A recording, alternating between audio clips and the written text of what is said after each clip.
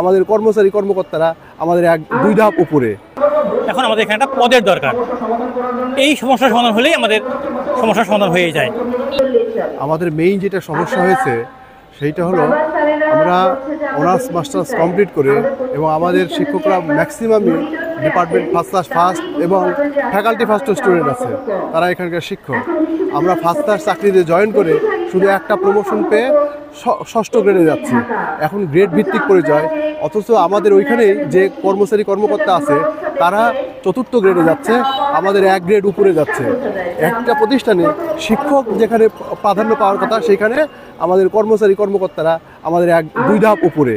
2012 সালে রাজশাহী বিশ্ববিদ্যালয় স্কুলের শিক্ষকদের জন্য যে নীতিমালাটা প্রণয়ন করা হয়েছিল সেই নীতিমালাটা পুরোপুরি বাস্তবায়ন করা হয়নি।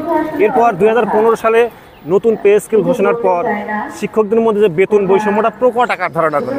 তো এই বেতন বৈষম্য দূর করার জন্য আমরা প্রশাসনের কাছে বারবার গিয়েছি, প্রশাসন আমাদের আশ্বাসও দিয়েছে, কিন্তু দৃশ্যমান কোনো প্রতিফলন বা বাস্তবে আমরা কোনো এর প্রয়োগ দেখিনি এখন মতো। তো আমরা চাই বিশ্ববিদ্যালয়ের ঊর্ধ্বতন কর্তৃপক্ষ বিষয়টা আমলে নিয়ে দ্রুত বিষয়টা সমস্যার সমাধান করবে। আমাদের দাবি হলো, আমাদের নীতিমালা প্রণয়ন হয়েছে 2012 সালে।